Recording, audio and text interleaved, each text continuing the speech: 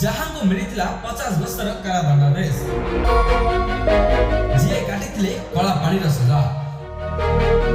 मु कहा विषय कहबा को जाउछि आप निश्चित बुझि पारुथिबे से आउ किए नहंती महान हिंदुत्ववादी नेता वीर सावरकर। जय श्री राम मो जगत स्वागत करूछि आज एक नुवा वीडियो को। आज वीडियोटी होछि विनायक दामोदर सावरकर को विषय। आज आलोचना करिबा आमे विनायक दामोदर सावरकर को जीवन विषय।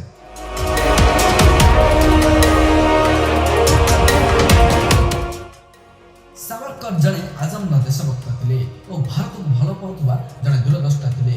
भारत स्वाधीनता हेबा पक्षरु शासन व्यवस्था थिबा लोक माने तांको चरित्र को सब बेले मलिन करने चेष्टा करथिले। या सत्ते सावरकर को चरित्र को मलिन करिबारे सेमान सफलता मिलि गथिला।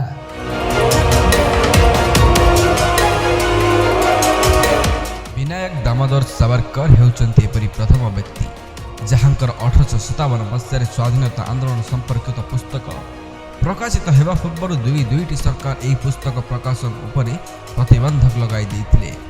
इंग्रेज सरकार केते भीतिग्रस्त होई जाइथिले एही गोटिए कथारू अनुमान करा जाय पारे जे पुस्तक प्रकाशित हेबा पूर्व गोटिए नुहे इंग्लैंड और भारत दुईटी सरकार एही पुस्तक प्रकाशन उपरे प्रतिबंधक लगाई देइथिले। सावरकर राजनैतिक इतिहास प्रथम राजनेता थिले जहां को 50 वर्षर कारादंडादेश होइथिला। इंग्रेज सरकार विरोध में षड्यंत्र करने विप्लवी मान को सहयोग करने भली अभियोग में सावरकर को 50 वर्ष कारावास घोषणा करा जायतिला। जेतेबेले इंग्रेज विचारपति न्यायालय रे तांको विरुद्ध ए राय सुनाइथिले सेतेबेले सावरकर कहिथिले जे 50 वर्ष कारावास दे इंग्रेज सरकार हिंदू मानकर पुनर्जन्म सिद्धांत को स्वीकार करि नै छथि। वीर सावरकर हेउचंती भारतीय स्वाधीनता आंदोलन प्रथम राजनैतिक नेता जे सर्वप्रथम विदेशी वस्त्र जलाइथिले।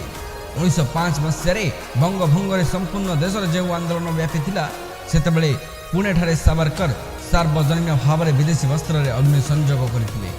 1911 मसीह सावरकर को गिरफ्त करी 50 वर्ष पर सेलुलर जेल को पठाई दिया गला।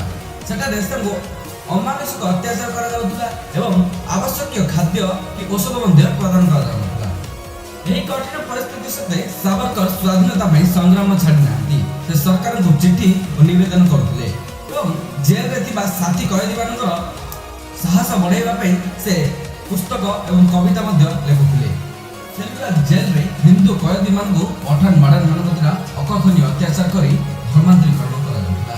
जे मानुथला ताको गोमांस दे धर्मांतरीकरण करा जाउथला, जे मानुथला ताको माड मारी पागल करी पागल खाना को धर्मांतरीकरण हो गला परे पुनर्बार हिंदू समाज समान को ग्रहण करला। या पर सावरकर चिंता कले समान को जेल मध्य रे तुलसी पत्र एवं भागवत मंत्र द्वारा शुद्धिकरण कराय लागले। शेष रे 1923 मसीह सावरकर को जेल मुक्त करा गला। से भारतीय स्वाधीनता पई संग्राम जारी रखिथिले एवं तांकर भाषण लेखा लक्ष लक्ष भारतीयों को संग्राम रे जोग देबा पई प्रेरणा देउतला। स्वाधीनता संग्रामी तथा भारतीय स्वाधीनता संग्राम रो प्रतीक भावे स्मरण करथि। वीडियोटी शेष पर्यंत देखिबार बहुत बहुत धन्यवाद। जय श्री राम।